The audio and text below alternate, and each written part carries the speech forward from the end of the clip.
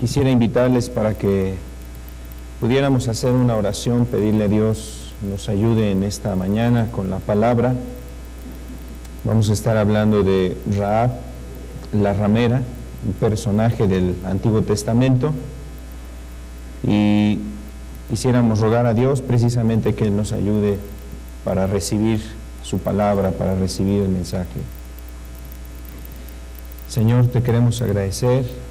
Gracias por estar entre nosotros.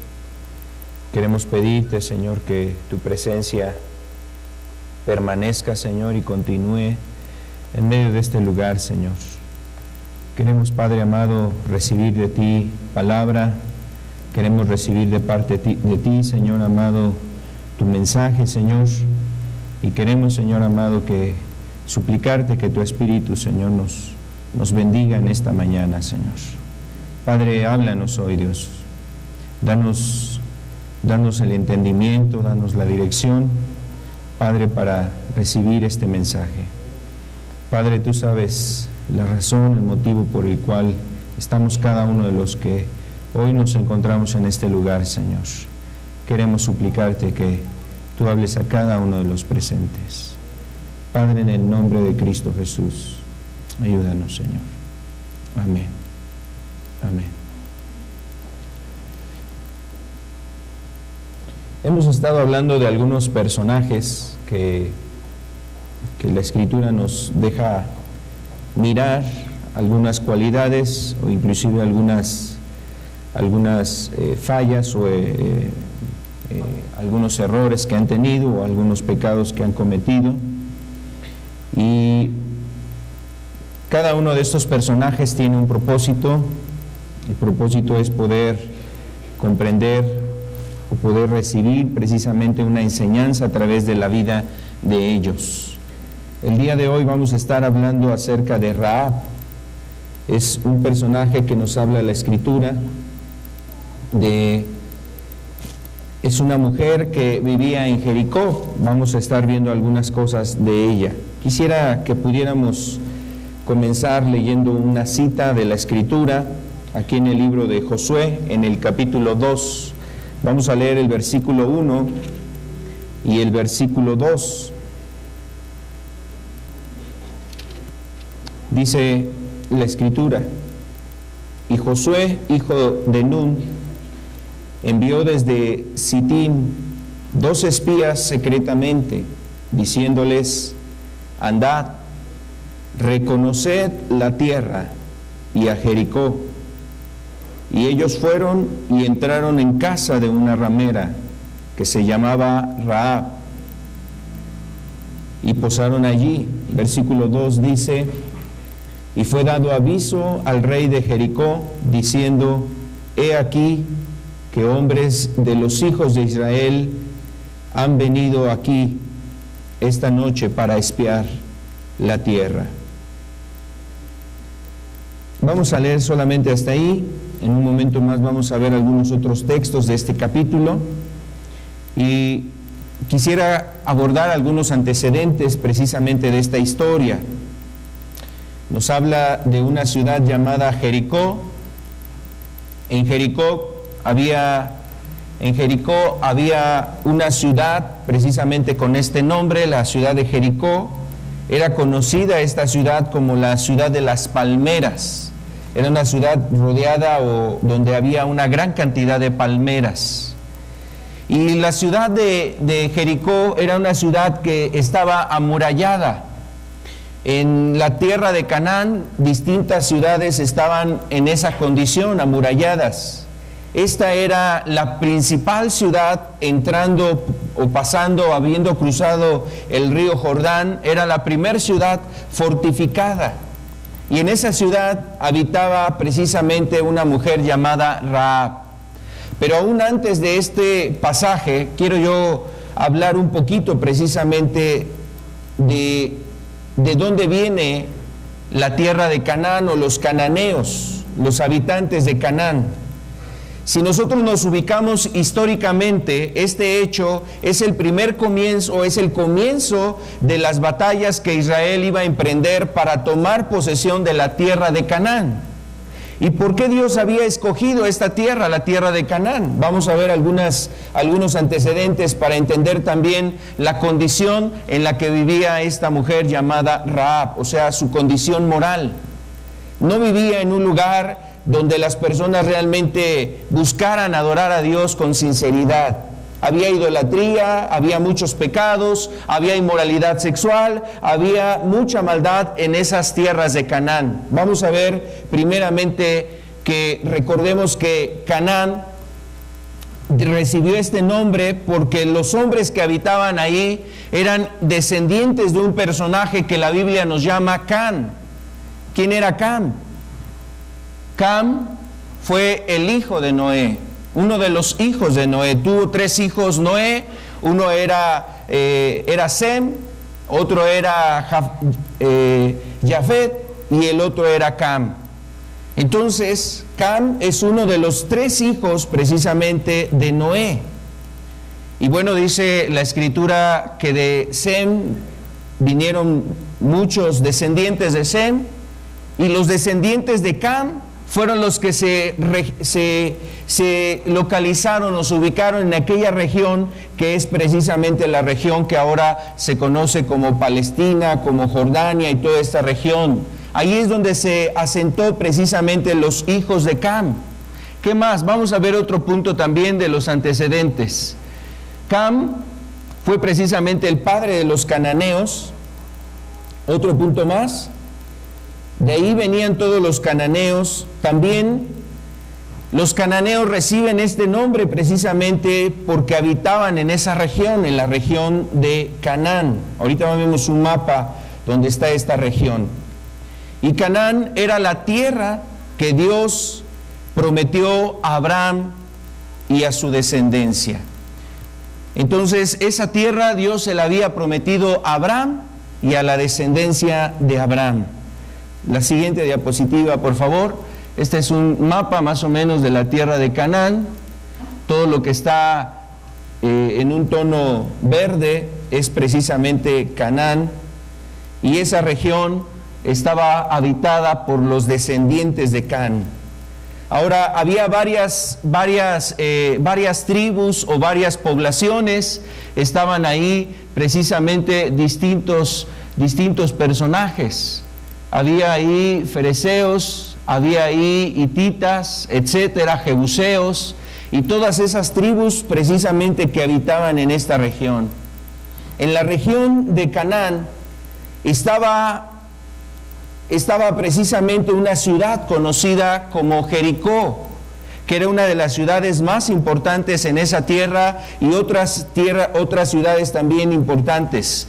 Todas las ciudades ahí en Canaán estaban amuralladas, es decir, las casas estaban dentro de murallas, la ciudad estaba rodeada por una grande muralla, y en el caso de Jericó, la ciudad era precisamente una ciudad en donde en esa ciudad la muralla era tan grande, aproximadamente eran como 4,5 metros de ancho, o sea, desde un borde de la muralla hasta la otra parte interna de la muralla, precisamente eran casi 4,5 metros de ancho. Eso realmente daba oportunidad a que personas habitaran dentro de las mismas murallas, es decir, construyeran sus habitaciones, sus casas, y ahí era el lugar de su morada. Además de aquellas cosas que se encontraban, aquellas casas, habitaciones, hogares que se encontraban en el interior de las murallas. Bueno, dice la Escritura que esa ciudad parecía realmente una ciudad invencible, y era la primera lucha que iba a tener el pueblo de Israel para conquistar toda la tierra de Canaán. Ahora, esto estamos comentando porque no sé si usted recuerda, ha leído el relato precisamente de los hijos de Cam, de los hijos de Noé. Cuando termina el diluvio, decíamos, tuvo precisamente Noé con sus 3 hijos, bajan del arca, y llega un momento donde Noé se embriagó con vino y estaba en sus tiendas. Y cuando estaba ahí en sus tiendas, uno de sus hijos, en este caso fue Cam, entró a la tienda y vio que su padre estaba desnudo. Y entonces sale y rápidamente va y lo comenta con sus hermanos y empieza a hablar y a decir precisamente que su padre pues estaba desnudo. O sea, en un sentido como realmente hasta irónico o en tono de burla, burlándose de los desfiguros que hacía su padre. Y entonces dice que los hijos, en este caso Sem y Jafet, lo que hicieron fue tomar las vestiduras de su padre, entraron de espaldas hacia el padre, caminando de espaldas, y llegando hasta él, lo cubrieron de su desnudez. Sin embargo, en el caso de Cam, pues fue lo contrario, más bien fue y anunció pues la vergüenza de su padre. Entonces, cuando Noé recobra el juicio, cuando Noé despierta de haber quedado embriagado, entonces Noé profiere una maldición que se conoce precisamente en la Escritura como la maldición de Cam. Y esa maldición realmente lleva una consecuencia sobre Cam, pero no solamente sobre él, sino sobre sus descendientes. Se decía de Cam en esa maldición que él iba a ser siervo de Sem y siervo de Jafet. Iba a ser precisamente siervo de cada uno de ellos. Y quiero decirte que eso refleja la degradación moral que inició en un padre, en este caso Cam, como padre de todos sus, obviamente, descendientes, empezó una degradación moral en él. En esa tierra de Canaán había realmente una maldad grande. Habíamos hablado, por ejemplo, acerca de un dios llamado Moloc. Moloc, que era precisamente un dios que estaba en el pueblo de Moab, pero también en la tierra de Canaán había la adoración a este ídolo llamado Moloc. Y Moloc era un personaje, un ser que lo representaban como un toro con brazos extendidos, o sea, los brazos como de hombre, pero su cuerpo, su figura o su cabeza más bien era como de toro, y estaba sentado así como en un trono con los brazos extendidos, y debajo en su regazo había un hueco donde echaban grande cantidad de leña, la prendían y sobre los brazos aventaban precisamente a los niños. Y cuando era recién nacido, decían que era la mejor ofrenda que podían hacer los padres hacia Moloc. Y ofrecían a sus hijos y los quemaban vivos precisamente en ese ídolo. Pero no era el único tipo de idolatría que se vivía ahí en Canaán. Era uno de los ídolos que adoraban. Estaba el dios Baal. Posteriormente hubo otro dios ahí también llamado Belcebú, que era precisamente un ídolo que se adoraba en esos lugares, y era el dios de las moscas, el señor de las moscas, Belcebú. Y este personaje, por ejemplo, en su lugar de sacrificio, se ponían ahí los corderos, los animales que eran ofrecidos a él, y dejaban que se pudriera la carne en ese lugar. Entonces estaba ahí infestado de moscas, estaba repleto de insectos, en ese sentido de moscas, y por eso se le conocía a este ídolo como Belcebú. Había otros ídolos en la tierra de Canaán y en todas estas regiones que habían llevado a la corrupción moral precisamente de todos los descendientes de Cam. La idolatría era algo muy, muy fuerte, o sea, de mucha influencia sobre las personas que estaban en ese lugar. Y no era las únicas prácticas que denigraban a los hombres y que además llevaban a cometer maldad a tal grado de asesinar a inocentes, cometer precisamente cosas que eran desagradables ante los ojos de Dios. Y por esas prácticas, realmente Dios decidió que Israel se asentara en esa región y desplazara a Canaán o a los hijos de Can, para que ya no estuvieran más sobre esos lugares cometiendo precisamente el pecado y la maldad que cometían. Sin embargo, había otro Dios todavía que en la tierra de Canaán se adoraba, y era específicamente una diosa, la diosa Astarot. Vamos a ver la diapositiva, por favor. Astarot también se conoce en la Escritura o en algunos otros escritos como Acera, la diosa de Acera o el ídolo de Acera. También se le conoce como Astarte. En el libro de Jeremías, por ejemplo, se refiere de esta diosa, se le dice como la reina del cielo. La reina del cielo. Y esa es la imagen de esta diosa. Es una imagen de una mujer desnuda, o una supuesta diosa desnuda, y obviamente asentada, o sea, sus pies están sobre dos leones. Y esta mujer era, o esta diosa era adorada, este ídolo era adorado, porque se concebía que era una diosa que daba la fertilidad, la diosa de la fertilidad. Pero también en los cultos y en las prácticas se incluía la prostitución idolátrica. O sea, había relación sexual tanto de hombres que fungían una labor como de sacerdotes, pero también había mujeres que fungían una labor como de sacerdotisas y que se prostituían en los templos o en los lugares altos, como también refiere la Escritura. Los lugares altos habla, esos lugares altos que se le construyeron a Acera, al ídolo de Acera. ¿Y cuántas veces, por ejemplo, cuando usted lee los profetas, cuando lee Isaías, Jeremías, muchas veces viene este reclamo de Dios hacia el mismo pueblo de Israel, porque se habían vuelto a la adoración de esta diosa?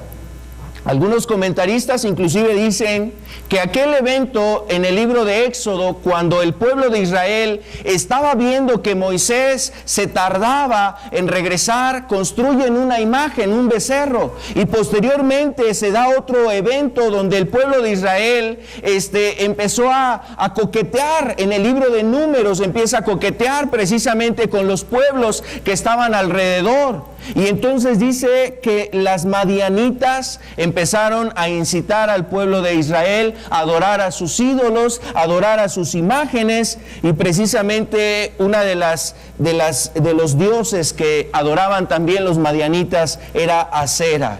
Y eso habla precisamente de cómo en una ocasión, en ese evento, viene un israelita y entra a su tienda y viene con ella una mujer de la tribu o de los madianitas, y dice que entró y tuvo relación con esa mujer. Era precisamente la función que hacían las mujeres que llevaban a cabo una especie de sacerdocio o de alguna labor dentro de los rituales de estas imágenes, de estos ídolos, y tenían relaciones con las personas. Y de ahí que Dios precisamente les pidió al pueblo de Israel que destruyeran todas esas imágenes, que destruyeran todos esos cultos, que destruyeran inclusive a estas naciones por el grado de corrupción en la que se vivía ahí en Canaán. Mira, no es diferente a lo que pasa, por ejemplo, en estos tiempos. Tú ves que cuando en este tiempo la gente está en torno a lo sexual, y ya sea que religiosos cometen inmoralidad sexual, abuso sexual, no importa contra quién lo hacen, o sea, no se ponen a medir y a considerar si son adultos, si son jovencitas o si son niños. Y mira, los tiempos de aquel entonces no distan mucho en lo que hoy se practica y se hace. La gente cometía abusos sexuales no solamente entre personas, o sea, adultos, en la inmoralidad, en el pecado, en la fornicación, en el adulterio, también precisamente en el abuso de jovencitas o de adolescentes que eran prostituidas en estos recintos.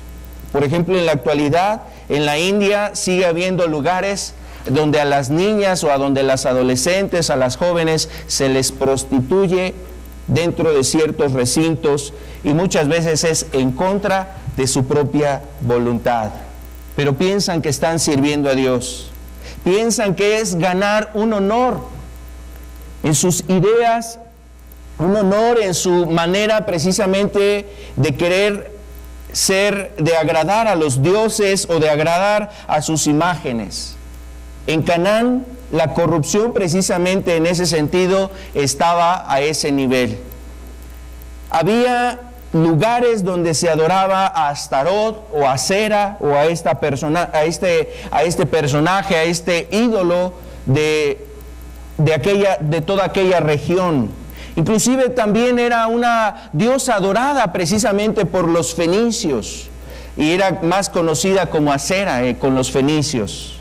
Era este personaje que llevaba precisamente dentro de sus cultos las prácticas de inmoralidad sexual.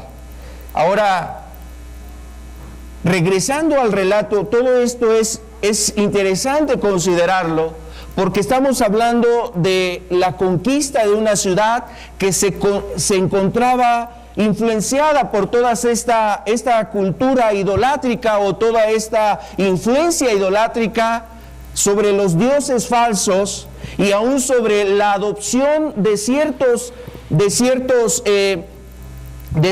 prácticas religiosas que eran obviamente prohibidas por Dios y eran vistas de una manera inadecuada.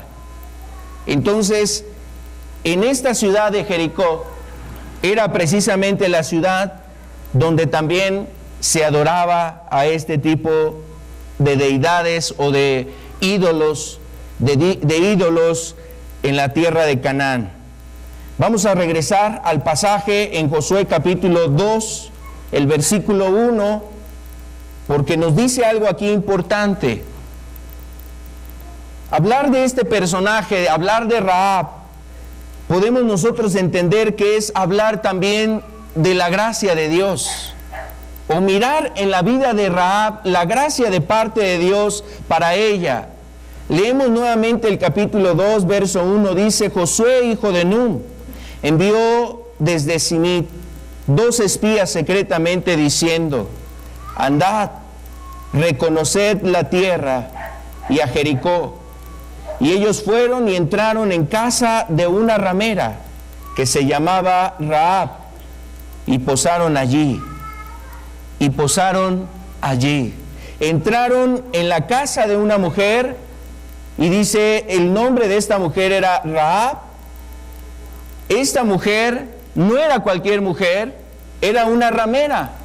La palabra ramera en la Escritura es precisamente una mujer que está relacionada a las prácticas sexuales, es decir, una mujer que daba su cuerpo a otros hombres, entregaba su cuerpo a otros hombres, una prostituta, una mujer que se prostituía. Y en ese sentido no especificaba el pasaje o no especificaba que Rahab se tratara de una mujer que solamente fuera una mujer que buscara la prostitución para sacar un beneficio económico.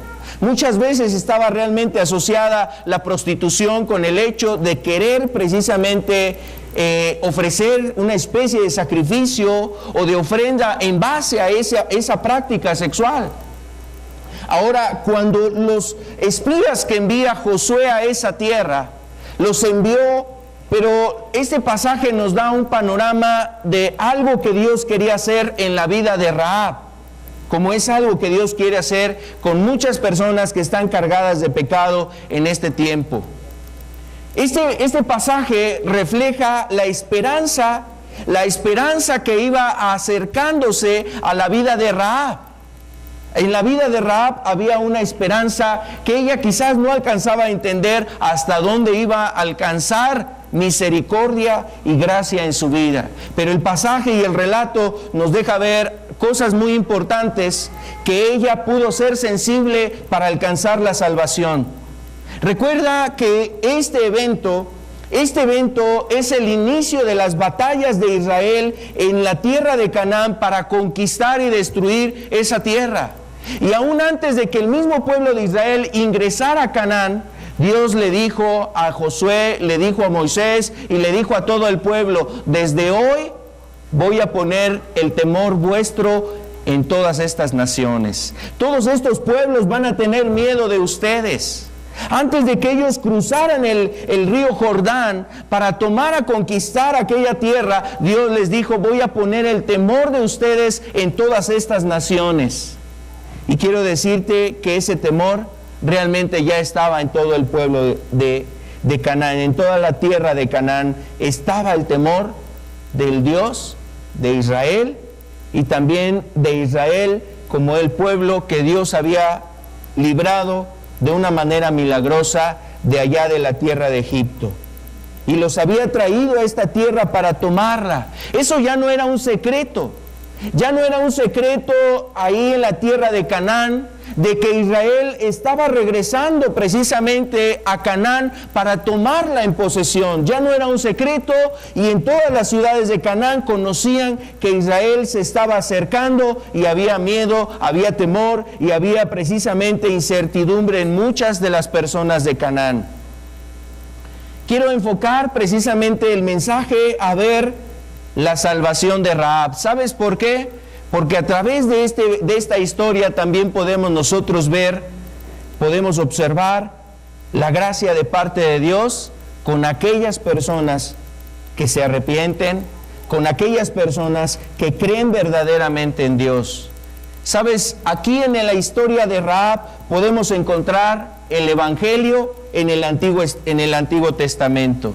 Es decir, la oportunidad de salvación sin distinción de nacionalidad, sin distinción de linaje, sin distinción de rasgos étnicos, sin distinción aún de cómo fue tu pasado, cómo ha sido tu pasado, qué historia tienes, si fue, pues no fue tan negra, no fue tan oscura, o si fue muy oscura. O sea, sin importar realmente el pasado de cada uno de los presentes, Dios nos da la oportunidad de encontrar la salvación. Y esto es realmente lo que refleja la historia de Rahab, la salvación que se extendió a una mujer cuando se avecinaba precisamente el castigo divino.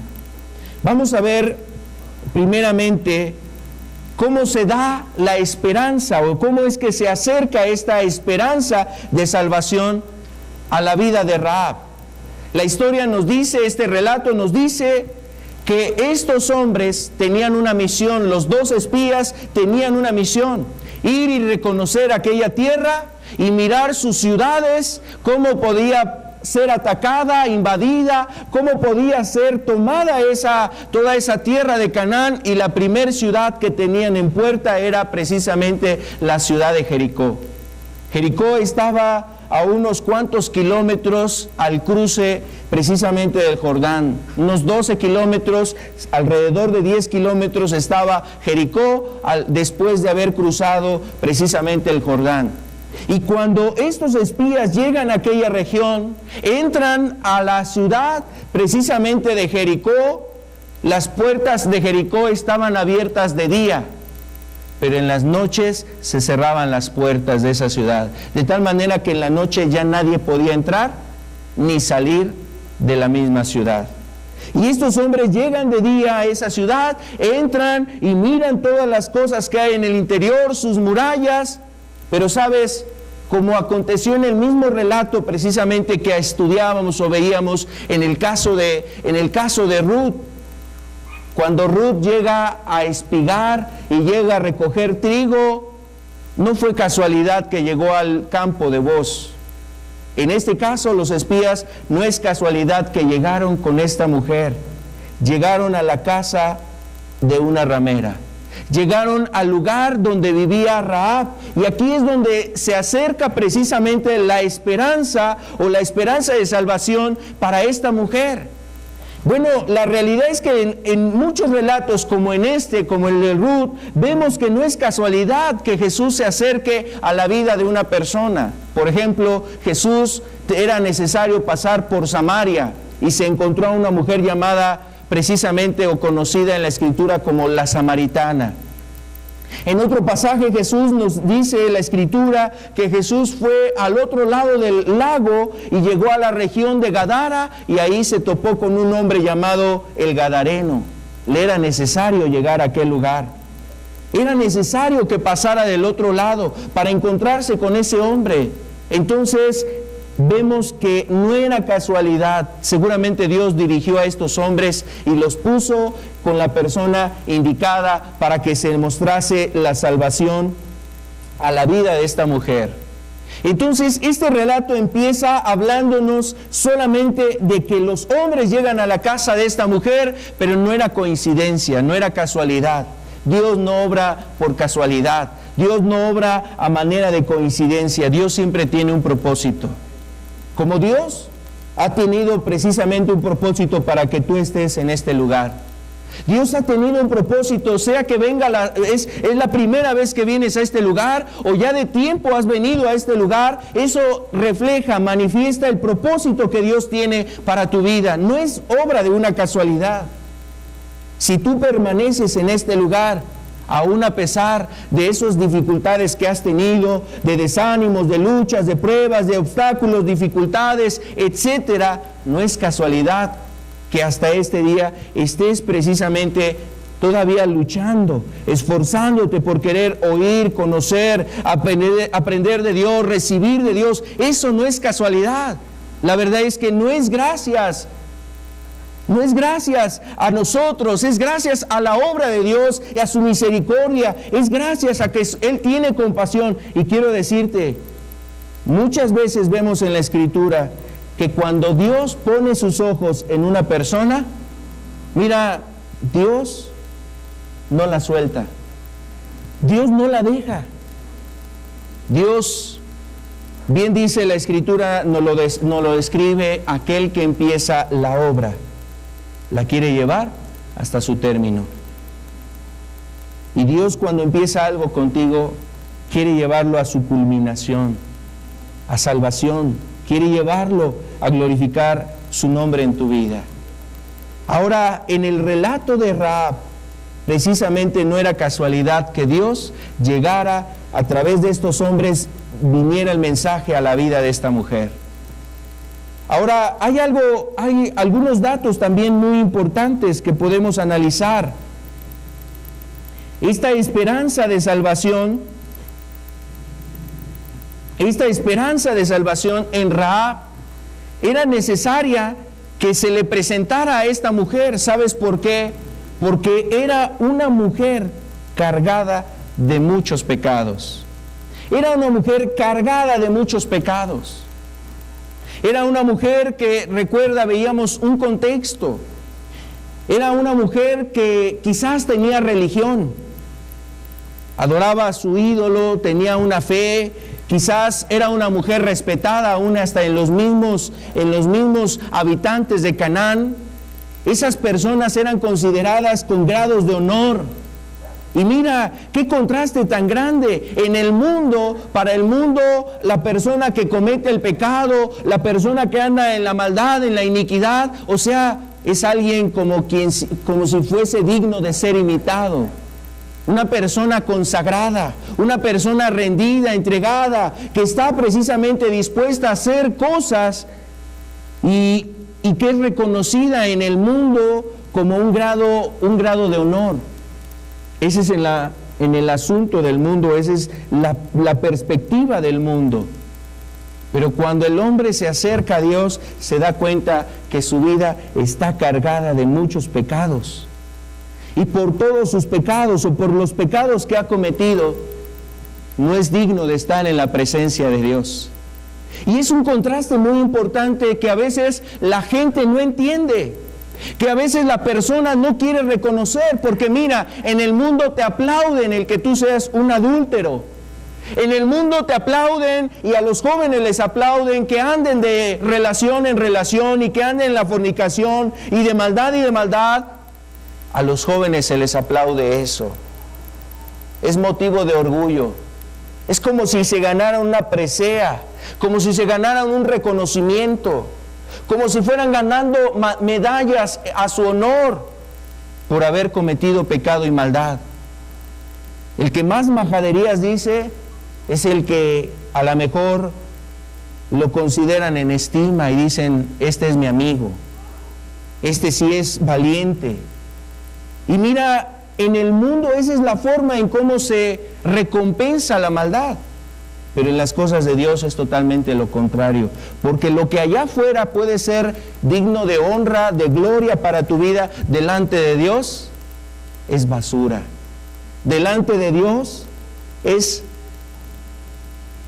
para tu contra, es para tu perdición. El pecado es exaltado en el mundo, y así actuaba precisamente la sociedad de Canaán. Exaltaban a las rameras porque las veían como mujeres consagradas, entregadas a la adoración de sus ídolos. Y mira, en este mundo, la verdad es que ese estatus es el que se les quiere poner a los jóvenes, el estatus donde el joven que más toma es el más feliz, el que anda de novia con novia es el más exitoso, el que anda a lo mejor haciendo estas cosas y que no lo cachan ni las autoridades ni sus padres, entonces lo ponen como si fuese un prototipo de varón, de hombre, un ejemplo a seguir. Pero la realidad es que todas esas cosas que el hombre hace son para su desgracia, son para su condenación, son para su perdición. Y eso muchas personas en este tiempo no lo ven. Ahora es un orgullo ser una persona que se declara homosexual. Eso es un orgullo. Así le nombran, ¿no? El orgullo gay, el orgullo gay. Ahora eso es un orgullo. Eso es como lo ve la sociedad y eso es como mira precisamente las personas. Es un orgullo estar ahí fumando la marihuana con los amigos en la esquina. Es un orgullo cargar un arma y sentir que precisamente tú tienes control y poder y puedes usar esa arma contra aquel que lo veas como tu enemigo, tu adversario, y puedes hacer injusticia a través de eso, o puedes inclusive robar, cometer algún asesinato, intimidar a alguien, quieres ponerte en una actitud soberbia y prepotente. Para el mundo eso es algo de un motivo de orgullo.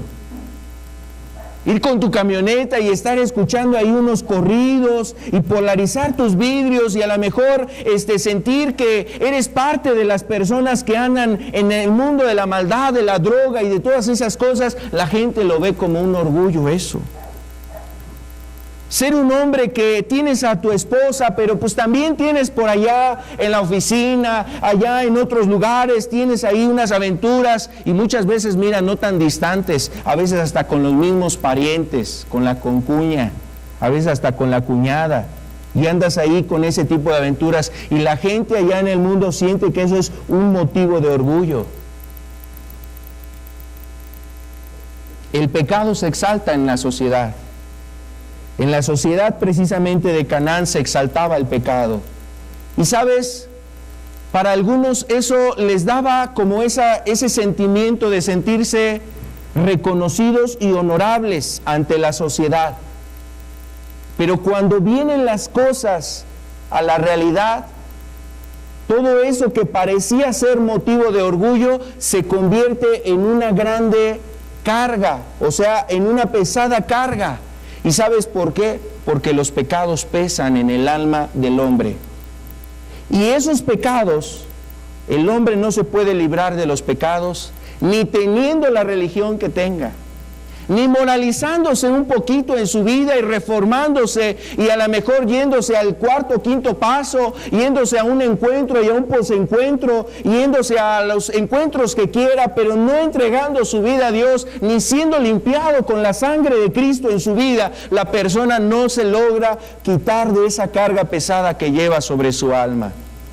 Mira, se puede ir a la religión que quiera, puede adoptar la creencia que quiera. Si esta semana quiere estar con los hinduistas y practicar yoga y hacer esto y hacer aquello, relajación, meditación, lo puede hacer, pero sus pecados estarán todavía ahí en su ser y lo seguirá cargando. Son paliativos, son métodos que solamente le ayudarán a tener un poquito de descanso, pero que en la realidad su alma se siente cargada de los muchos pecados que ha cometido. Yo quiero decirte que si tú no te has arrepentido, seguramente tú has traído ya de tiempo una grande carga sobre tus espaldas, y una carga que ha sido propiciada o ha sido generada por la culpabilidad que tú sientes de aquellos pecados que has cometido. A lo mejor ni siquiera tienes la cuenta de cuántos pecados han sido. A lo mejor se te ha perdido de mente y de memoria, has olvidado cuántos pecados, algunos ya hasta se te olvidaron, los que hacías allá en oculto, los que estabas haciendo allá escondidas, que decías, no está mi papá, aquí no me ve mi mamá, nadie se va a enterar, nadie lo va a saber, nadie va a reconocer lo que yo hice. Y muchos de esas hasta a lo mejor hasta se te han olvidado. Pero cuando Dios viene a tu vida, empieza a hacerte ver cuán grande y cuán pesada es la carga del pecado que llevas sobre tus espaldas. A lo mejor hasta por eso estás enfermo. A lo mejor hasta por eso te sientes con tal estrés. A lo mejor hasta por eso no puedes ni conciliar el sueño. A lo mejor hasta por esas situaciones que ha venido tal situación en tu vida espiritual que ya físicamente estás afectado espiritualmente. No es una regla lo que estoy diciendo, pero en muchos casos y en muchas personas pudiera ser un motivo y una razón por la que han estado enfermos. La gran cantidad de pecados que llevan sobre sus espaldas, que ya ni tu alma las aguanta, ni tu ser los puede soportar, ahora hasta tu cuerpo los está resintiendo. Quiero decirte que esta mujer, Rahab, era una mujer que estaba cargada con muchos pecados sobre su vida. Una mujer que había entregado su cuerpo a muchos hombres. Una mujer que había incitado a otras jovencitas a que siguieran sus mismos caminos de perdición, de pecado y de maldad, influenciando a otros para la destrucción y para la maldad. Sabes, en esta vida no solamente pagarás por tus pecados, pagarás por la mala influencia que diste a otras personas que estaban a tu alrededor. Y a lo mejor eso ni siquiera lo habías contemplado. ¿A cuántas personas las invitaste a ir a la misma boca del infierno? Con tu pecado, con tu mala influencia, con tu mal ejemplo. ¿Y cuántas de esas personas ahora quizás ya se te adelantaron, ya hasta murieron, se fueron adelante de ti y ahora están en el infierno? ¿Cuántas de esas personas estarán en ese lugar? Quiero decirte que Rahab seguramente no solamente sentía un grande peso en su vida por sus propios pecados, por la misma corrupción que había hecho en su vida, sino también porque había corrompido a otras personas más, con sus palabras, con su sensualidad, con su seducción, con su religión, precisamente llevado a la gente a una prostitución idolátrica, llevando a otras personas en el camino del error.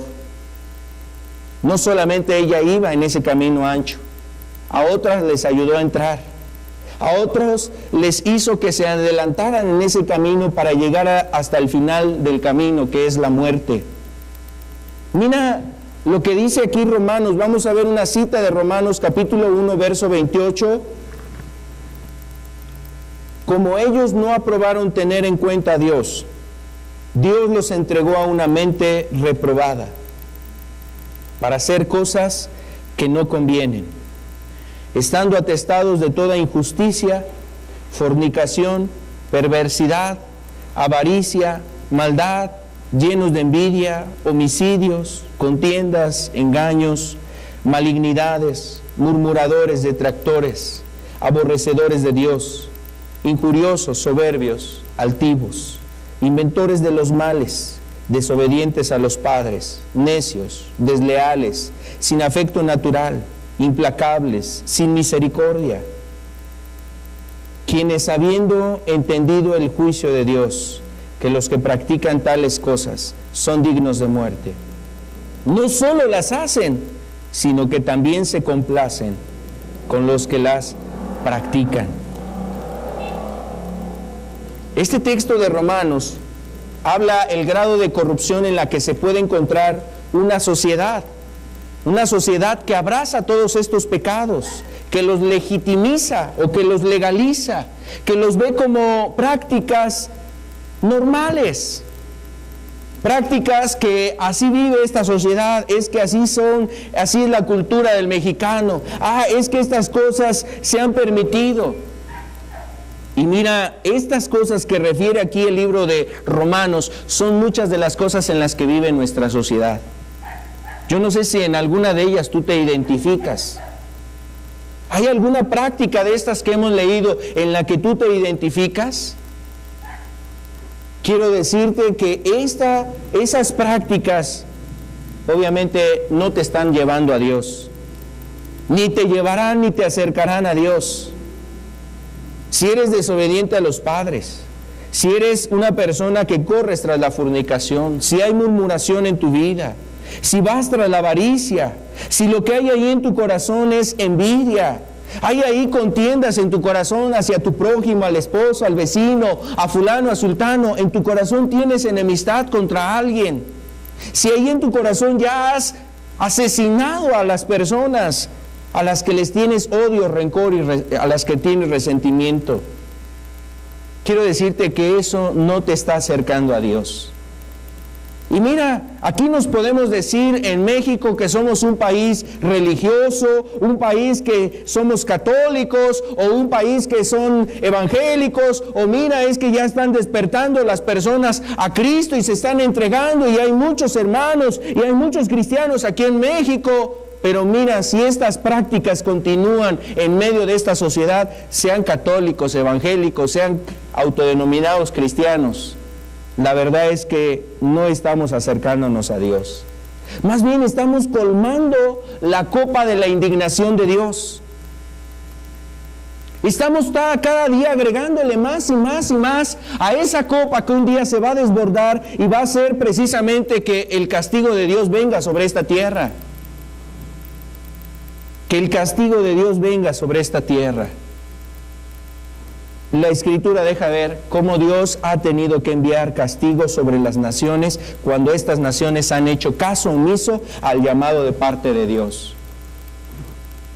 Y Canaán no fue la excepción. Jericó, que era la primera ciudad a la cual entraba el pueblo de Israel, mira, no era la excepción. Ya habían colmado la indignación de parte de Dios a causa de sus pecados. Ahora, ese es el panorama en el que se encontraba Rahab. Ella misma cargada de pecados.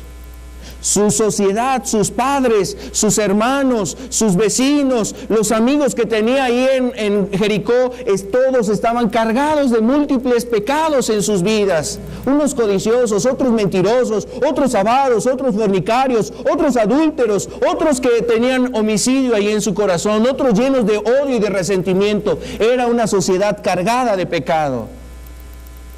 Y nuestra sociedad no es diferente. Es una sociedad que está cargada de pecado. Y en ese contexto se encontraba Rahab.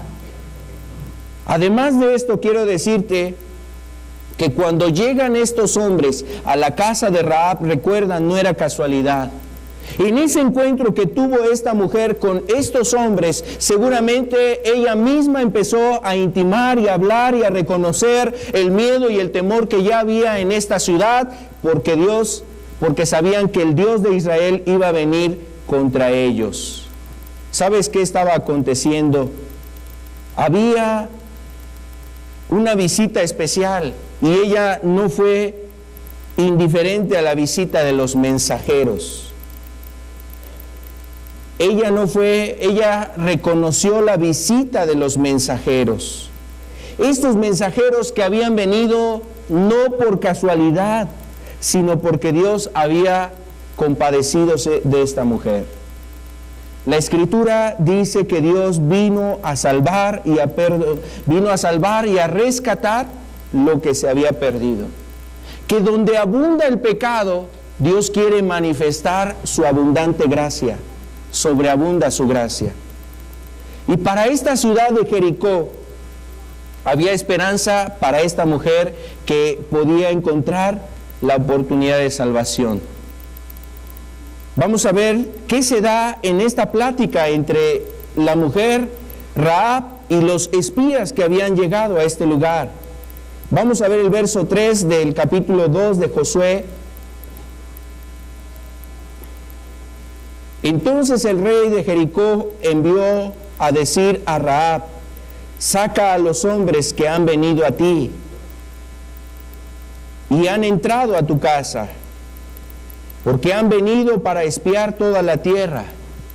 Pero la mujer había tomado a los 2 hombres y los había escondido, y dijo: es verdad que unos hombres vinieron a mí, pero no supe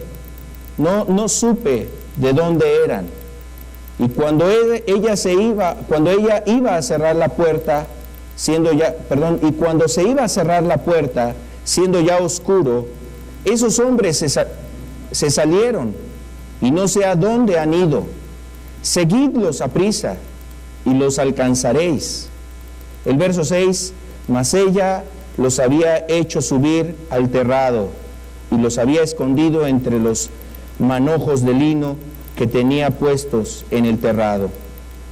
Y los hombres fueron tras ellos por el camino del Jordán hasta los vados, y la puerta fue cerrada después que salieron los perseguidores. El verso 8.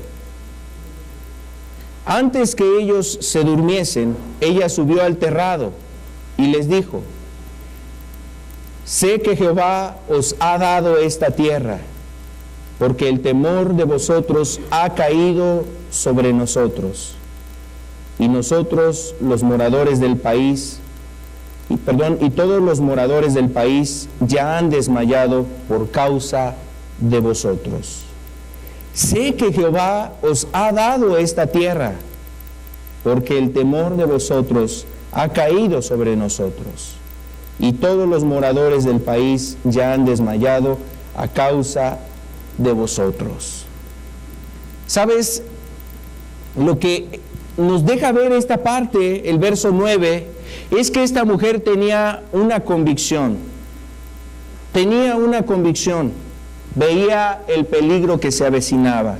En otras palabras, esta mujer, ante la visita de tales personajes, entendía que Dios estaba próximo a cumplir, precisamente a cumplir el juicio sobre esa tierra, a traer precisamente todo lo anunciado de antemano sobre los moradores de Canaán. Esa mujer entendía que había ya la proximidad del juicio de parte de Dios. Lo que dice este verso 9 es que esas palabras lo que reflejan es que esta mujer estaba convencida, tenía una convicción: se acerca el juicio de Dios. Viene el trato de Dios sobre nosotros a causa de nuestros pecados.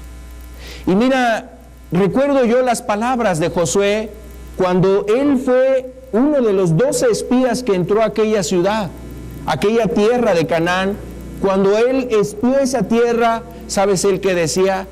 Le decía a todo el pueblo de Israel: vayamos, porque su amparo los ha dejado. Su amparo los ha dejado. Es decir, que los moradores de Canaán estaban desamparados por sus dioses, sus ídolos. Sus ídolos, sus imágenes no podían hacer nada contra ellos o para ellos. En otras palabras, los moradores de Canaán se sentían desprotegidos. Y quiero decirte que una persona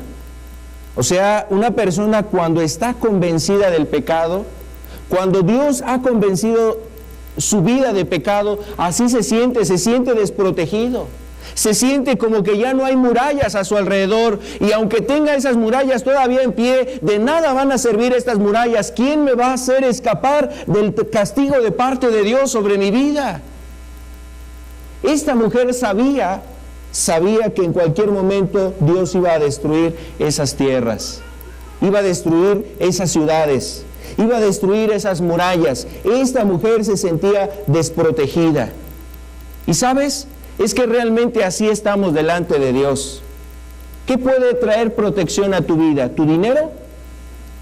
¿Tu dinero va a comprar tu salvación? ¿Tus buenas obras van a alcanzar la salvación de Dios? ¿Qué cosas puedes tú presentar delante de Dios para argumentar y decir, Señor, yo creo que yo soy digno de que tú me salves y de que tú me mires y que tengas compasión de mí? No hay nada que el hombre pueda hacer para que precisamente Dios se apiade de él. ¿Qué podemos hacer nosotros para que Dios se apiade de cada uno de nosotros? ¿Qué obras puedes tú presentar delante de Dios? ¿Que has dejado de mentir? ¿Que ya te estás portando bien? ¿Que ya dejaste la tomadera? ¿Que ya dejaste el adulterio? ¿Que ya dejaste la fornicación? Eso es lo que siempre debimos de haber hecho. Esa vida es en la que siempre debimos de habernos conducido. ¿Qué obras puedes tú presentarle a Dios para pensar o considerar que estás protegido delante de Dios? Realmente estás desnudo, estás desprotegido. No hay cosa que te ampare, te ayude y te pueda de alguna manera librar. No hay cosa que pueda hacer que el castigo de Dios venga sobre tu vida. Realmente el castigo viene sobre todo aquel que ha cometido pecado. El castigo viene sobre aquella persona que ha cometido pecado. Y eso es lo que nos deja ver la Escritura. Esta mujer sabía, tenía la convicción, una firme convicción de que Dios cumpliría el castigo sobre los moradores de Jericó. Ahora, también lo que refleja esta parte de la Escritura es que ella conocía aquella promesa divina que Dios le había dado al pueblo de Israel. Toda esta tierra va a ser vuestra.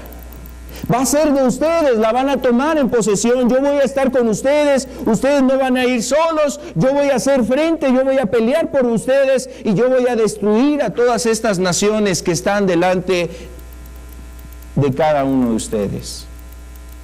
Esta mujer conocía precisamente la promesa de Dios dada al pueblo de Israel. ¿Sabes por qué lo conocía? Mira, vamos a ver aquí el verso 10.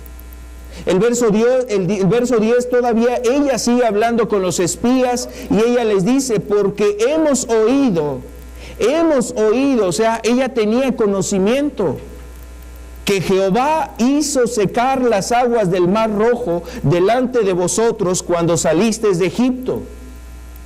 Y lo que habéis hecho a los dos reyes de los amorreos que estaban al otro lado del Jordán, a Sehón y a Og, a los cuales habéis destruido. Habla de una batalla que se había dado tiempo atrás de Israel contra estos reyes, Sehón y Og, y cómo Dios les ayudó a destruir a estos reyes. Y eran reyes fuertes. Eran reyes que tenían precisamente fuerza para pelear contra Israel, pero no pudieron resistir a Israel y fueron destruidos. Verso 11 dice, oyendo esto, ha desmayado nuestro corazón, ni ha quedado más aliento en hombre alguno por causa de vosotros. Porque Jehová, vuestro Dios, es Dios arriba en los cielos y abajo en la tierra. Imagínate la convicción que tenía esta mujer. Sentía una pesada carga en su vida por los pecados cometidos y sabía que el juicio de Dios venía sobre esa ciudad por causa de sus pecados. Él conocía la promesa, ella conocía esa promesa divina dada a los israelitas y sabía, y tal convicción le llevó a confesar que el Dios de ellos era el único Dios verdadero. Era el Dios de los cielos y el Dios de esta tierra. Le llevó a reconocer esto. ¿Sabes? La Escritura nos dice de Rahab, el libro de Santiago nos habla de Rahab. Mira, vamos a ver lo que dice aquí Santiago 2, verso 26, 25 y 26. Santiago 2. ¿Sabes cómo nos presenta a Rahab? Como una mujer que tenía una fe verdadera, o sea, una fe genuina. Y aquí Santiago nos pone como referencia a esta mujer. Asimismo también Rahab, la ramera, O sea, no se refiere a otra Rahab, estamos hablando de la misma Rahab, la Rahab de Jericó, la que era conocida como Rahab la ramera.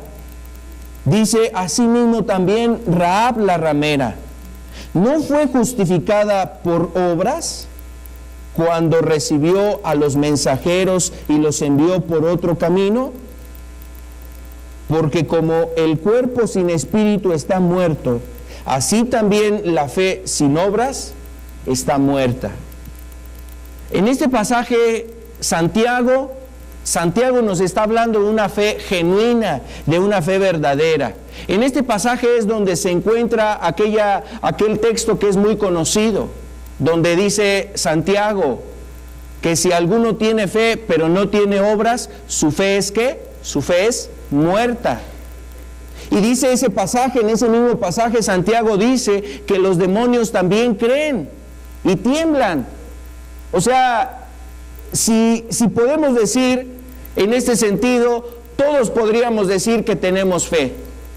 El borracho tiene fe, el adúltero tiene fe, todos tienen fe, hasta el diablo tiene fe.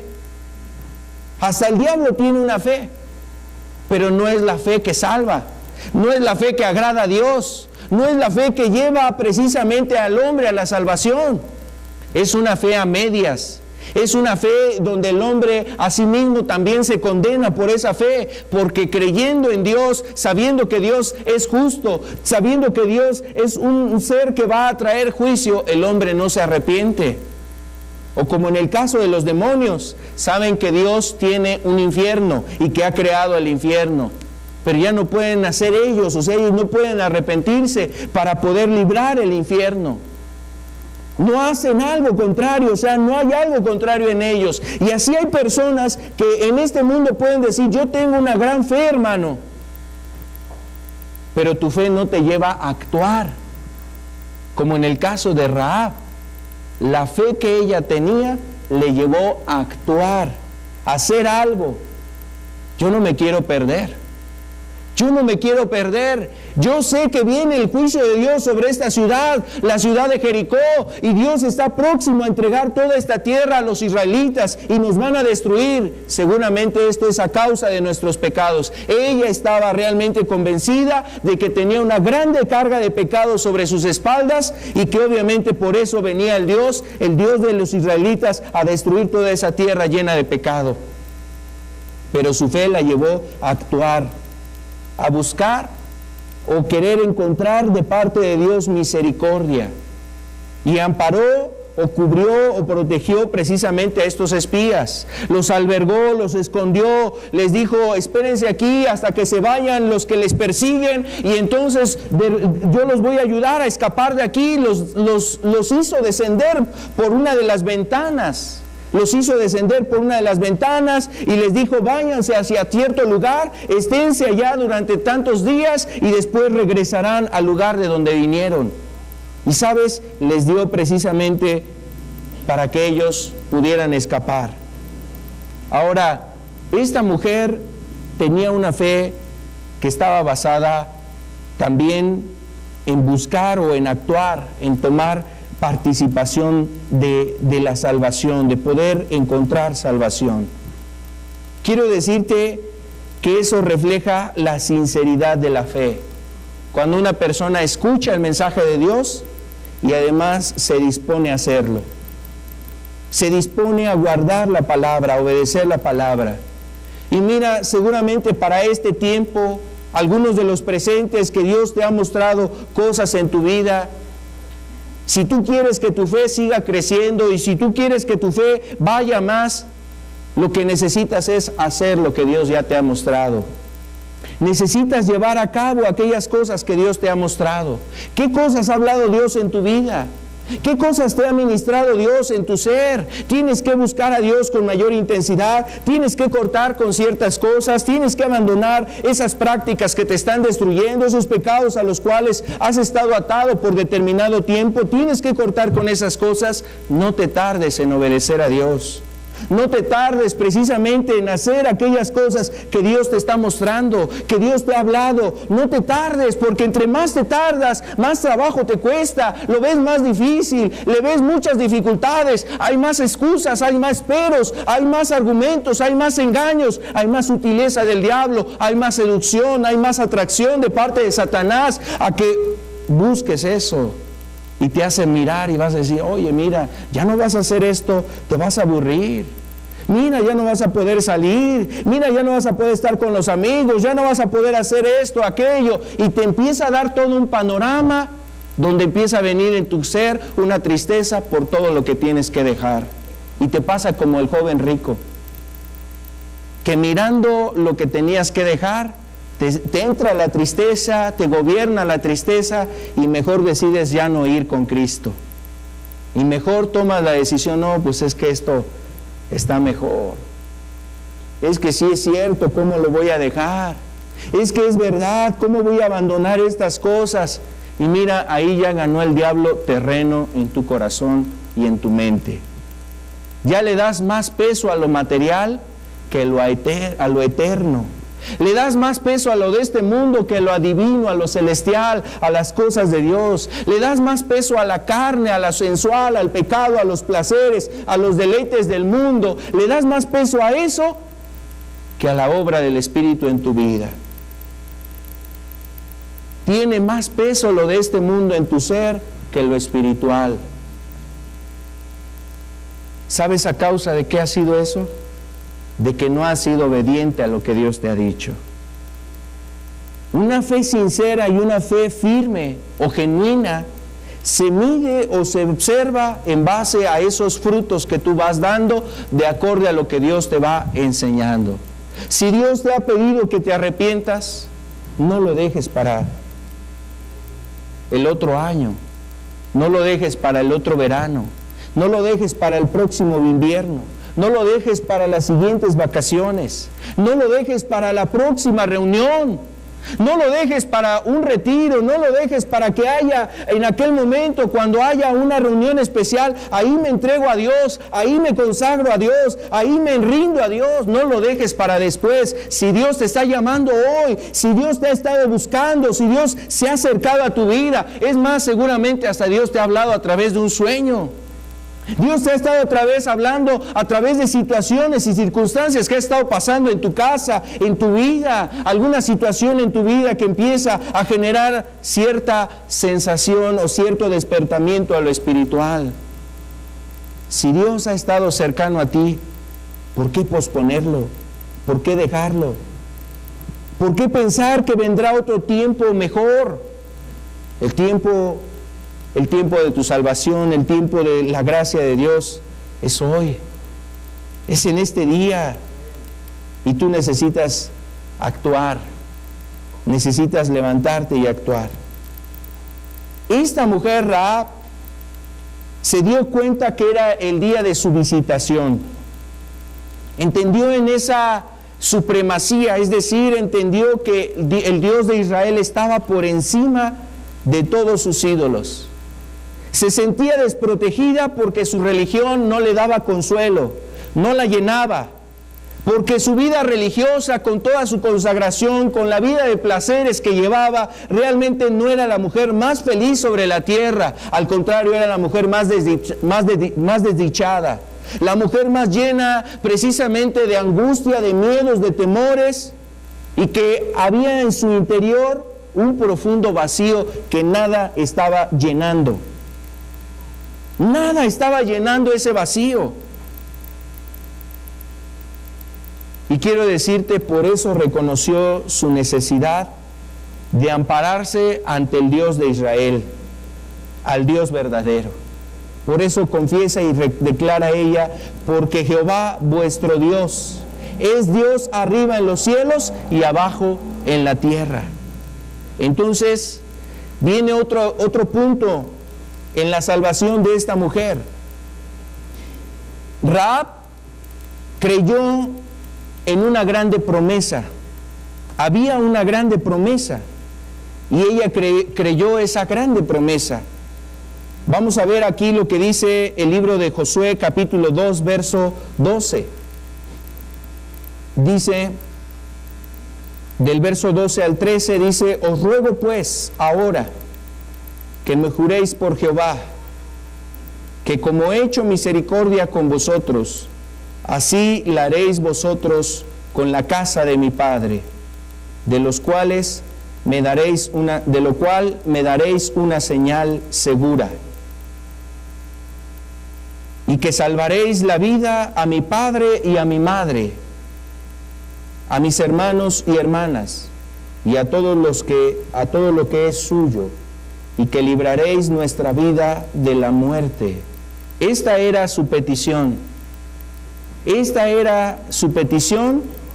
Ella hizo esta petición sabiendo que iba a poder ser respondida. Vamos a ver también lo que nos dice el versículo 18. He aquí, cuando nosotros entremos en la tierra, le están respondiendo los espías, he aquí, cuando nosotros entremos en la tierra, tú atarás este cordón de grana. Era un cordón rojizo, un color rojo.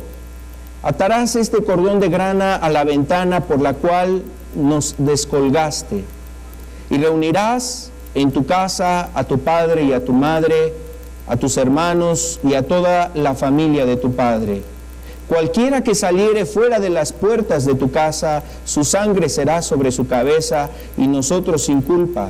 Mas cualquiera que se estuviere en casa contigo, su sangre será sobre nuestra cabeza, si mano le tocare. Verso 20, y si tú denunciares este asunto, nosotros quedaremos libres de este tu juramento con que nos has juramentado. Ella respondió: sea así como habéis dicho. Luego los despidió y se fueron, y ella ató el cordón de grana a la ventana.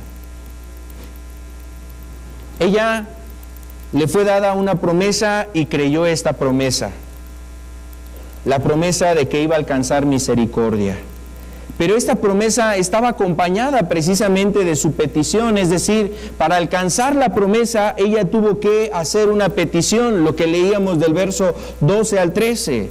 Ella rogaba, inclusive estaba llevando a estos hombres a que hicieran un juramento, que se juramentaran para que fuera real, verdadero, cumplieran su palabra y ella pudiera tener certeza que tendrían compasión de ella y de la casa de su padre. Ahora, en esta petición, yo quiero decirte que es precisamente el momento donde toda persona invoca el nombre de Dios. Es decir, es el momento donde una persona con convicción, una persona que ha entendido su estado espiritual y que ve su necesidad, se siente desprotegido, sabe que no ha encontrado realmente la felicidad, no ha encontrado la paz en su alma, no ha encontrado a Dios genuinamente, entonces invoca el nombre de Dios, clama, expresa y desde lo más profundo de su ser, invoca el nombre de Dios pidiéndole socorro, pidiéndole su ayuda, pidiendo su intervención en su vida. Muchas veces quiero decirte, esto es lo que hace falta en algunas personas. A veces esto es lo que puede detener la obra de Dios en ti, el que tú no has clamado a Dios. Tú no te has quebrantado, tú no te has humillado, tú no te has quebrantado delante de Dios para invocar su gracia en tu vida. A veces piensas que solamente en un momento de sentarte en una reunión, algo así solamente va a pasar por venir a un lugar así. Dios siempre nos ha instado a que pidamos. Pedid y se os dará. Si tú pides, si tú clamas, en el día de la angustia me invocarás, dice, y yo te responderé. ¿Cuántas veces tú has realmente clamado a Dios? A veces solamente hemos aprendido a clamar a Dios cuando tenemos encima el accidente, la enfermedad, un peligro de muerte. Está enfermo tu hijo, estás enferma tú, estás a lo mejor muy grave, y entonces ahí está la invocación, una reacción que, mira, se te olvida la pena, se te olvida quién te va a ver, si te van a escuchar, si está al lado tu esposo, si está al lado tu padre, tu amigo, si al lado de ti está fulano, sultano, y entonces eso ya te cohíbe en ese momento para clamar, pero cuando estás realmente ante una necesidad eminente, muy clara, se te olvida todo eso. Es más, hasta los ateos, cuando va perdiendo su equipo de fútbol, entonces se acuerdan que existe Dios y quieren clamarle. Quiero decirte algo, las personas no reciben porque no han clamado realmente a Dios. Y clamar implica el hecho de que Dios tenemos que reconocer ante quién nos estamos acercando. Él es Dios que está en los cielos y nosotros estamos en este mundo y somos muy frágiles y somos personas que quizás le has ofendido a Dios, has cometido algún pecado delante de Dios y no puedes exigirle a Dios las cosas. No puedes decirle y ordenarle a Dios que te dé cosas y que te dé la salvación. Esta mujer, mira, rogó. Os ruego, le decía a estos varones, os ruego que yo pueda encontrar misericordia con vosotros, delante de ustedes pueda encontrar misericordia. ¿Cuánto más pedirle precisamente a Dios con un ruego, con una súplica, invocando el nombre del Dios que ha sido tan bueno con cada uno de nosotros? Rogando a ese Dios que solamente bienes ha dado a nosotros. Ahora lleva un ruego, pero juntamente con ese ruego, la verdad es que la respuesta no se tardó. Y aunque aquí la respuesta venía de los hombres, de estos espías, realmente refleja cómo Dios está presto para ayudar al hombre, está dispuesto a salvar al hombre, a extender su brazo poderoso, a meter su mano para rescatar esa alma que se está perdiendo. Dios no quiere que ninguno de los presentes perezca. Seguramente cada uno de nosotros elegimos el camino de perdición. Fue de nuestra propia decisión. Pero Dios quiere ayudarnos a salir de ese camino y a llevarnos por el camino verdadero. Y cuando el hombre se dispone a clamarle a Dios, mira, Dios no retarda sus promesas. Dios no de alguna forma Dios no hace que el hombre perezca, o sea, no va a dar oportunidad en el sentido que cuando el hombre está clamando, está rogando, implorando el nombre de Dios, Dios está dispuesto a extender su mano para salvarlo, para sacarlo de ese estado, para llevarlo a salvación, para decirle, aquí estoy. Quiero llevarte a la salvación, quiero darte vida eterna. Pero a veces la persona no alcanza a entender que Dios quiere ayudarle. ¿Sabes por qué? Creo que la mayor lección que podemos llevarnos de Rahab es que no importa tu pasado, no importa el pasado o cómo has vivido en tu pasado. Cuando tú vienes y estás esperando en Dios la salvación, la redención, el perdón de tus pecados, Él hace una nueva vida de aquí en adelante. Y en el caso de Rahab, mira, no se le quitó el título de Rahab la ramera. Continuó con esa frase y se distinguió en la escritura con esa frase, Rahab la ramera. Pero esta mujer nos deja ver que a pesar de que era una mujer indigna, una mujer que había caído hasta lo más vil, una mujer que había denigrado su vida, que había traído una grande carga de pecado sobre su vida, un pasado muy oscuro o una vida llena de pecado, de maldad muy oscuro. Aún con todo eso Dios quiso levantarla, ayudarla, limpiarla, cambiar sus vestiduras, hacerla una nueva vida, transformar su vida, mostrar su gracia y la nueva esperanza que Él acercaba a ella. Y quiero decirte, eso se cumplió en ella. Dios no retardó una promesa de misericordia y de favor para esta mujer. Algunos de los presentes, o quizás pueda haber personas que a lo mejor consideran que no son dignos del perdón. Es que he cometido una gran cantidad de pecados. Es que quién sabe si Dios me quiera perdonar. Es que he hecho tantas cosas, hermano. Es que la verdad yo he cometido tanta maldad. Es que si te contara a detalle todas las cosas que he cometido, si aquí hiciéramos una lista de todo lo que yo he hecho, la verdad es que de todos los que están aquí, no creo que haya alguien peor que yo, alguien más vil de lo que yo he cometido. ¿Sabes? Precisamente el Evangelio es de salvación. El Evangelio es para traer esas buenas noticias de que Dios quiere restaurar tu vida, quiere salvar tu vida. Lo hizo con esta mujer. Le dio una promesa de alcanzar misericordia. Ahora, esta promesa habla de una grande salvación. La salvación iba a cumplirse en ella. Vamos a ver cómo se cumplió esta salvación. En el capítulo 6 de Josué nos dice ya el momento en el que Israel entra y llega a esta ciudad de Jericó, está dando vueltas ahí alrededor de Jericó, y seguramente Rahab estaba a la ventana mirando a todo el pueblo de Israel, y más firme tenía la convicción de que Dios estaba realmente trayendo el juicio sobre esa nación, y más clamaba seguramente por la oportunidad de salvación.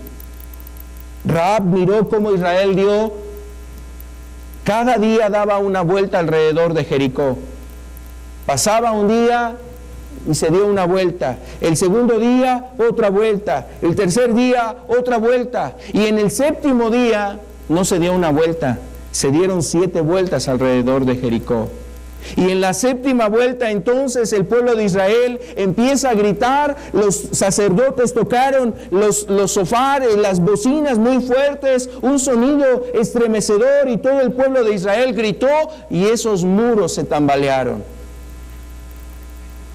Quiero decirte que eso habla de la intercesión del pueblo de Israel.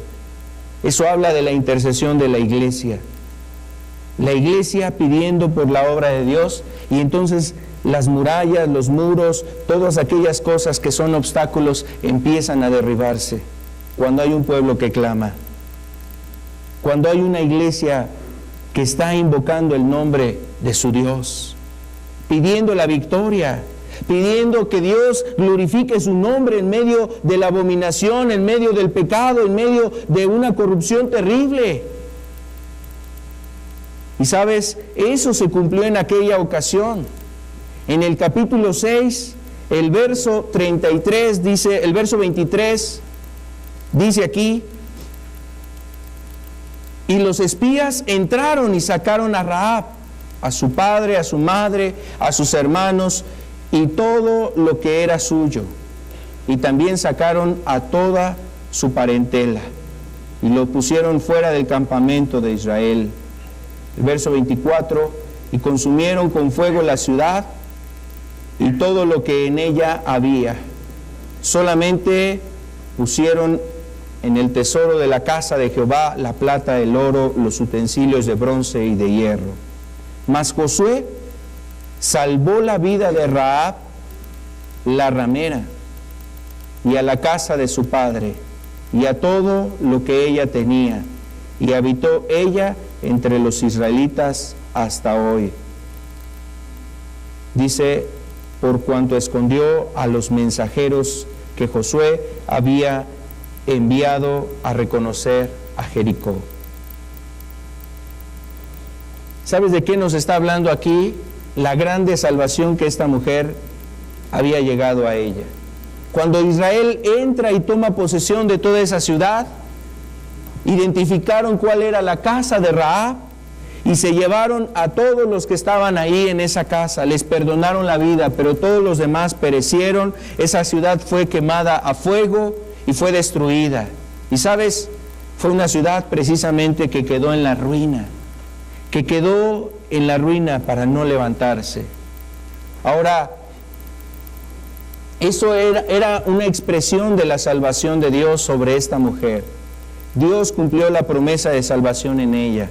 Pero no fue o sea, la magnitud de la salvación es todavía más allá de lo que seguramente ella concebía.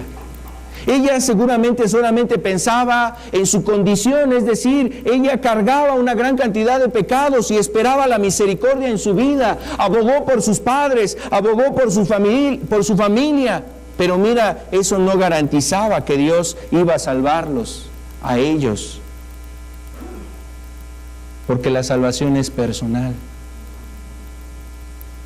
Porque la salvación es personal. A veces quisiéramos que toda nuestra familia estuviese aquí. A veces quisiéramos que todos estemos caminando en las cosas de Dios, pero de repente observas que alguien no quiere caminar, que alguien no quiere estar en las cosas de Dios. ¿Sabes? Ahí es cuando más sentido cobra el hecho de que la salvación es algo personal. Tu salvación es algo muy personal y tú necesitas buscar a Dios para encontrar esa salvación. Eso no quita que del corazón sintamos esa necesidad de orar y pedir por los nuestros y estar rogando. Seguirlo haciendo. Hay que seguirlo haciendo. Si tú lo estás orando y has pedido por tu familia y no has visto una respuesta hasta este día, yo creo que lo que nos enseña también este pasaje es a perseverar. Esta mujer, decimos de esta manera, quizás hizo un solo ruego y Dios escuchó que la salvara a ella, pero también salvó a su familia. Si tú permaneces orando a Dios, seguramente veremos esa ayuda de parte de Dios sobre los tuyos, sobre los que están en tu casa. Entonces, lo que Dios deja ver es que tiene una grande salvación. La grande salvación ha comenzado a través de ti, es decir, trayéndote Dios a este lugar, poniendo convicción en tu vida, quizás llevándote a que te arrepientas, quizás has visto la obra de Dios de salvación en tu vida, es decir, has encontrado esa salvación, Dios ha perdonado tus pecados, pero no ha terminado esa salvación que quiere hacer Dios. La grande salvación incluye precisamente el que Dios quiere que a través de ti los tuyos sean alcanzados. Alcanzar a los que están a tu alrededor, como hizo con Rahab.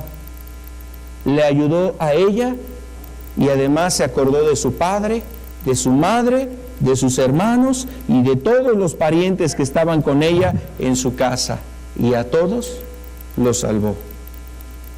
Esto habla precisamente de ese recinto en el hogar, o de esa iglesia en el hogar que debe de haber para buscar que sean salvados todos los que están dentro de casa. Y si Dios ha empezado a hacer esa obra en ti, no abortes esa obra de Dios. No desistas de lo que Dios ha hecho. Te ha llamado, te ha estado buscando. Da oportunidad a que Dios siga haciendo esa obra. Ahora, este relato también nos muestra que Rahab fue puesta en un honor realmente verdadero. Recuerda que ella, a lo mejor como una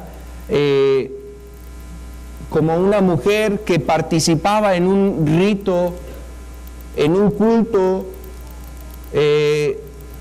donde implicaba la prostitución, socialmente, me refiero en la tierra de Canaán, era aceptada. A lo mejor era vista como una mujer con cierto honor, con respeto, con una determinada autoridad. Pero Dios la puso en otra posición todavía más especial, o sea, una posición realmente sublime, real, verdadera, no comparada en nada con la que ella pensaba que era una gloria en este mundo. Ella alcanzó una posición especial. Primero, dice que fue admitida con el pueblo de Dios, lo leíamos ahí en Josué 6:25. Fue admitida con el pueblo de Dios, es decir, Dios ya no hizo distinción en ella como una mujer de los cananeos. Ya no era una mujer descendiente de Can, ahora era una mujer que formaba parte del pueblo de Dios. Y eso ya era una distinción especial. Como cuando Dios nos cobija precisamente, nos admite, como dice la Escritura, nos da su espíritu de adopción por el cual podemos a Él clamarle ahora como Padre. y nos da una familia que es la familia de la fe, la iglesia, el pueblo que adora a Dios, y nos hace partícipes de esa hermandad, de esa unión, de ese amor, de esa santidad, de esa consagración, de esa búsqueda de los intereses de Dios, y formamos parte del pueblo de Dios. Y muchas veces podemos preguntarnos: Señor, ¿y por qué me miraste a mí? ¿Qué vistes en mí, Señor? Yo no soy mejor que mi hermano, yo no soy más especial que él, que ella, que tal persona, Señor, yo soy el más indigno.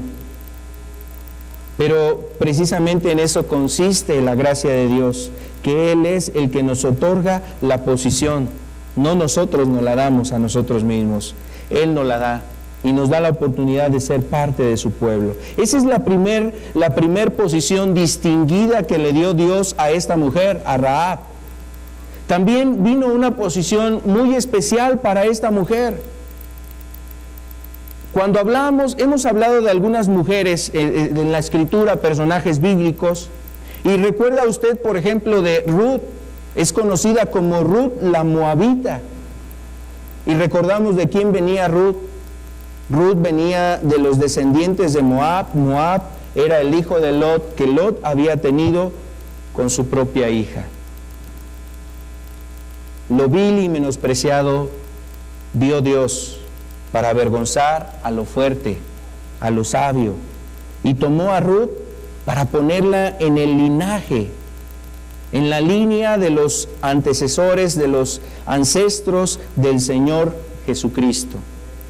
Y sabes, Rahab ocupa también una posición dentro de esta línea, de la línea de los antecesores de los antecesores del Señor Jesucristo. Vamos a ver un pasaje de aquí de Mateo, capítulo 1, verso 5.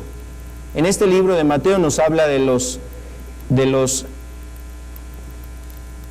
ascendentes del Señor Jesucristo, de los antecesores a Jesucristo, y en el capítulo 1 de Mateo, el versículo 5, nos dice aquí, nos está hablando de varios personajes. Salmón engendró de Rahab a Boz. Boz engendró de Ruth a Obed, y Obed a Isaí. Isaí engendró al rey David, y de ahí sigue la línea de los descendientes de David, llegando hasta ¿quién? Llegando hasta el Señor Jesucristo. Entonces, cuando tú vienes a Jesús, realmente entiendes lo que tiene sentido y valor, lo que realmente tiene sentido y valor. Y a veces cuando miras hacia atrás te avergüenzas precisamente de lo que has hecho en tu vida pasada. Y te da pena el saber que antes te lucías en la embriaguez, te lucías en el pecado, te sentías muy orgulloso, te sentías a lo mejor sobresaliente, exitoso, pensabas que eras feliz en todas esas cosas, pero ahora realmente te das cuenta que Dios te ha puesto en una posición indigna, primeramente, pero es una posición honorable. La Escritura dice que hace levantar del polvo a los príncipes para sentarlos con los príncipes de su pueblo. Los levanta del muladar. ¿Sabes qué quiere decir eso? Nos levanta del estiércol, nos levanta de lo más vil, nos levanta de lo más sucio, nos levanta de lo más terrible y nos pone en un lugar realmente que es honorable. Estar a su lado, estar con Él, acercarnos a su presencia, ser parte de su pueblo y tener la esperanza de poder estar un día en su reino eterno. Entonces Rahab llegó hasta esa posición y aparece en la familia del Señor Jesucristo.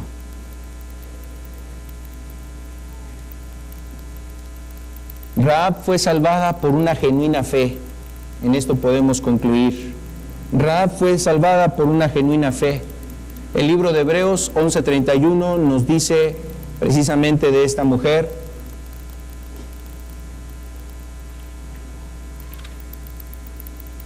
cuando nos está hablando este libro de Hebreos de los hombres de fe, llegamos y nos topamos con una mujer, la segunda mujer que habla de la fe. O sea, en esta lista solamente se hablan de 2 mujeres y no por distinción.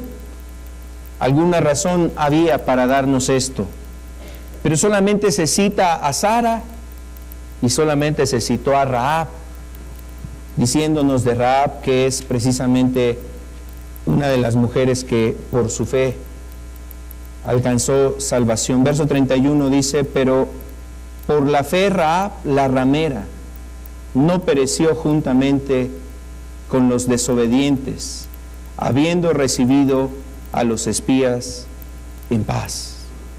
No pereció con los desobedientes. Esta mujer, por su fe, una fe verdadera, una fe real, fue salvada.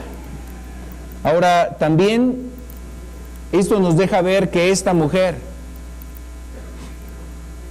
independientemente de su condición, de ese pasado oscuro, negro, lleno de pecado y de maldad, sobrecargada de maldad, mira, eso fue algo que no detuvo el favor de Dios. Dios más bien manifestó su ayuda para esta mujer. No tienes excusa. No tienes excusa para venir a Jesús y para entregarle tu vida a Jesús. Si Jesús perdonó a una mujer llena de maldad, llena de pecado, si Dios tuvo compasión de una mujer así, precisamente Dios también querrá tener misericordia y ayudarte. Quizás no son los mismos pecados, pero la realidad es que tus pecados no son más claros que los de ella.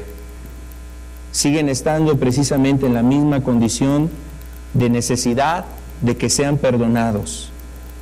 Y Dios te ha traído para que tú busques ese perdón. Otro punto también que podemos entender de esto es que Dios no se fija en el pasado, sino más bien en lo que Él quiere hacer delante de nosotros o en el futuro con nosotros. Eso lo refiero porque Rahab no era quizás la mejor mujer para ser considerada, sino que su fe, su entrega, su sumisión a Dios y a su reino la llevó inclusive a estar en una posición especial, pertenecer a los del linaje de donde vendría precisamente Cristo, el Mesías. Y esto habla de los planes perfectos que tiene Dios, obras preparadas para tu vida. Y a veces nos sorprende Dios cuando podemos entender los planes que Él tiene sobre cada uno de nosotros. Son planes muy grandes, son planes hermosos que Él tiene. No menosprecies el plan de Dios. No lo cambies por las algarrobas, no lo cambies por las migajas de este mundo, no lo cambies por los desperdicios, la inmundicia y el pecado que hay en este mundo. No lo cambies por eso. ¿Qué hubiera hecho Rahab? ¿O qué hubiese sido de Rahab si no hubiera alcanzado esa salvación? Seguramente, como muchos de Jericó, estaría lamentándose por no haber aprovechado la oportunidad de salvación en ella. Vamos a ponernos de pie. Les invito a terminar con una oración.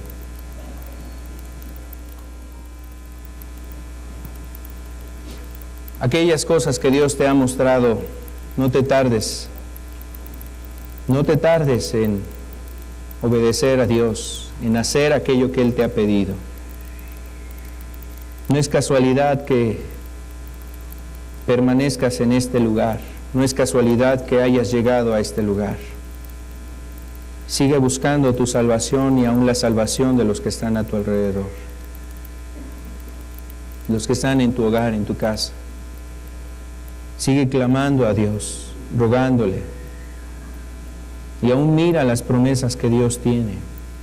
Él hace aún cosas mayores de las que nosotros le pedimos y aún pensamos que quisiera hacer con nosotros. nos da más abundantemente, dice la Escritura, de lo que pedimos. Hace cosas más grandes de las que tú y yo pudiéramos imaginarnos. Y quiero decirte que Dios tiene un plan para tu vida. Quizás Rahab no entendía cuál era el plan de Dios en su vida, pero ahora nosotros entendemos el plan que Dios tenía para ella, que fuera de sus descendientes naciera el Mesías, el Salvador. Quizás así no podrás entender el plan que Dios tiene ahorita para ti, pero cuando estés en la presencia de Dios entenderás cuál era ese plan y todo lo que Dios hizo a través de que tú te dispusiste, entregaste tu vida a Él, fuiste sensible a su voz, obedeciste su palabra. Entenderás el plan que Dios tenía para ti y para los tuyos. Una grande salvación vino para ella, y no solamente para ella, sino para los de su casa. Eso mismo quiere hacer Dios en este tiempo. Padre, en el nombre de Jesús, queremos rogarte que ayudes a los presentes, Señor. Que tu mano esté sobre cada uno de los que has estado trayendo, Señor, a escuchar tu palabra y tu voz. Ayúdalos, Señor. Ayúdalos, Señor amado, en medio de las dificultades. Ayúdale, Señor, cuando viene el maligno y quiere susurrar cosas a sus oídos, Señor. Ayúdalos, Padre, en la prueba, Señor, en la dificultad. Manténlos en tus caminos, Señor. Ayúdalos a ser sensibles y a mirar y considerar el tiempo de su visitación, Dios. Ayúdales a responder a lo que tú estás esperando de cada uno de ellos. Padre, en el nombre de Jesús, ayúdales también, Señor amado, a que su fe se incremente, Dios. Que esa fe que salva, Señor, actúe en sus vidas, Señor. La salvación venga a ellos, Padre. Ayúdales, Padre amado, Señor, a entender el plan que tienes para ellos. Aún muéstrasele, revélale, Señor, ese plan. Habla a sus vidas, a sus corazones. Rogamos que tú concretes tu obra en cada uno de ellos. Y Padre, pedimos que te levantes, Señor, con cada una de las personas que hoy se encuentran en este lugar. Que tu nombre sea santificado en ellos. Que tu nombre sea glorificado en cada familia de los presentes, Señor. Sigue haciendo tu obra con nuestras familias. Sigue haciendo tu obra en medio de nosotros, Señor. Glorifícate, Señor. Ante ti venimos, Señor. Y ante ti, Señor amado, queremos poner nuestras peticiones. En el nombre de Jesús, Señor, te damos gracias. Amén. Amén. Meditemos en esto que Dios ha ministrado, ha hablado a cada uno de los presentes. Aún yo les invito a que profundicemos en este pasaje. Hay cosas que Dios puede seguir hablando a cada uno de los que estamos aquí. Estamos para servirles. Dios les bendiga. Que tengan buena tarde.